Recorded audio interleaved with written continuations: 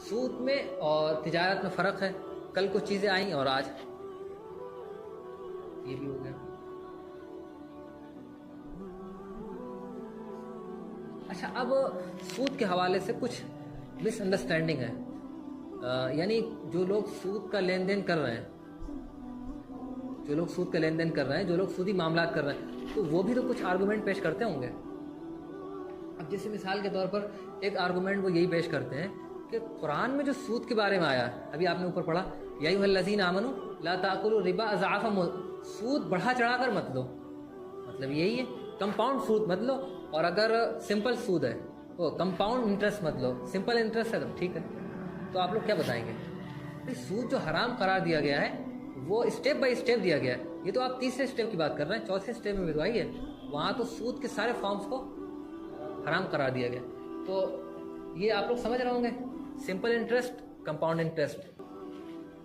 دیکھیں، اگر simple interest ہے یہ اماؤنٹ ہے اور یہ جو ہے مدت ہے.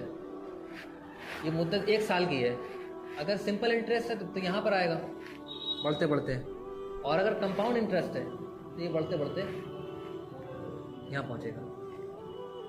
تو اسلام میں سمپل انٹرسٹ اور کمپاؤنڈ انٹرسٹ دونوں حرام ہیں. ایک مسئلہ اور ہے، نیکسٹ. یہ کچھ لوگ یہ کہتے ہیں کہ حضور صلی اللہ علیہ وسلم کے زمانے میں جو سود تھا، جو انٹرسٹ تھا، وہ کنزیومر تھا، یہ پرسنل لون تھا. وہاں لوگ اپنی ضرورتوں کے لیے لون لینے آتے تھے اور پھر ان کا ایکسپلائٹیشن کیا جاتا تھا. اور اس زمانے میں ایسا نہیں ہے، یہ لوگ کر رہے ہیں. لیکن آپ لوگ کیا بتائیں گے؟ بھائی یہ بات ٹھیک ہے کہ حضور صلی اللہ علیہ وسلم کے زمانے میں کنزیومر لون تھا، یعنی پرسنل لون لیا جاتا تھا. لیکن آپ کہیں کہ کمرشل لون نہیں تھا، ایسا نہیں ہے. حضرت ابن عباس رضی اللہ تعالیٰ عنہ کے بارے میں آپ نے جانا، وہ کمرشل لون دیا کرتے تھے. وہ صرف ضرورت مندوں کو اور حاجت مندوں کو قرض دے کر ان سے لون نہیں لیتے تھے. وہ بڑے بڑے تاجروں کو تجارت کے لیے لون دیا کرتے تھے. تو حضور صلی اللہ علیہ وسلم، یعنی بعض لوگ یہ کہتے ہیں کہ حضور کے زمانے میں لون الگ تھا، اس زمانے میں لون الگ ہے. حضور کے زمانے میں جو سود تھا وہ الگ تھا. اب ظاہر ہے یہ بات شراب کے بارے میں آپ کہہ سکتے ہیں کہ حضور کے زمانے میں شراب الگ تھی اور اس زمانے میں شراب الگ ہے. حضور کے زمانے میں خنزیر جو ہے گندا ہوتا تھا اور وہ صاف ستھرا نہیں ہوتا تھا. اس زمانے میں جو ہے وہ فارم کے اندر پالے جا رہے ہیں، بہت صفائی ستھرائی کے لحاظ کیا جا رہا ہے، اس لیے حلال ہوگا. ایسا تو نہیں ہے. وہ جو چیز حرام ہے وہ حرام ہے. تو یہ چیز جو ہے انشاءاللہ یاد رکھنا ہے کہ اسلام میں کمرشل لون بھی حرام ہے اور کنزیومر لون بھی حرام ہے. اور یہ جو ضابطہ ہے بہت اہم ہے کہ حضور نے فرمایا کل قرض جر نفعا فهو ربا. ہر وہ قرض جو نفع لے کر آئے وہ سود شمار کیا جائے گا. اس کی آپ لوگوں نے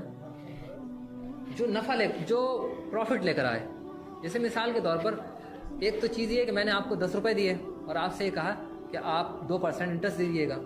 ہم آپ سے یہ نہیں کہہ رہے ہیں، ہم آپ سے یہ کہہ رہے ہیں کہ ہم آپ کو اب 10 روپے دے رہے ہیں اور آپ کی جو دکان پڑی ہوئی ہے نا، جب تک آپ ہمیں پیسے دیں گے جب تک آپ ہمیں دکان دے دیجیے.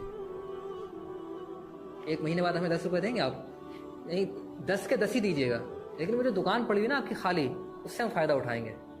تو یہ بھی سود ہو جائے گا، کیونکہ یہاں قرض کی بنیاد پر فائدہ اٹھایا جا رہا ہے. اور اسلام کا جو اصول ہے وہ اصول یہ ہے، کیجیے گا یہ والا، کہ حضور صلی اللہ علیہ وسلم نے فرمایا الخراج بالزمانی، کہ پروفٹ جو آپ کو ملے گا وہ اسی وقت ملے گا جب آپ رسک لے رہے ہوں گے. نو رسک نو گین. جہاں رسک نہیں ہے، بھائی سود میں یہی ہوتا ہے نا کہ کوئی آدمی رسک نہیں لے رہا ہوتا ہے. جب آپ رسک نہیں لے رہے ہیں تو آپ کو نفع بھی نہیں ملے گا. ہاں تجارت میں آدمی رسک لے رہا ہوتا ہے تو نفع ملے گا. تو یہ ایک بہت لگا بندہ اصول بیان کیا گیا ہے کہ نفع جو آپ کو ملے گا وہ اس وقت ملے گا جب آپ رسک لے رہے ہوں گے. اور اگر قرض کی بنیاد پر کوئی فائدہ حاصل کر رہا ہے، ایک دوسرا اصول یہ بیان کیا گیا ہے، تو وہ سود میں شمار کیا جائے گا. اور اس میں اور بھی کچھ چیزیں ہیں انشاءاللہ. ایک چیز جو بہت اہم رہ گئی وہ یہ کہ ٹائپس آف ربا، سود کی جو قسمیں ہیں، تو انشاءاللہ اس پر جو ہے ہم لوگ نیکسٹ کلاس میں بات کرتے ہیں. سبحان اللہ.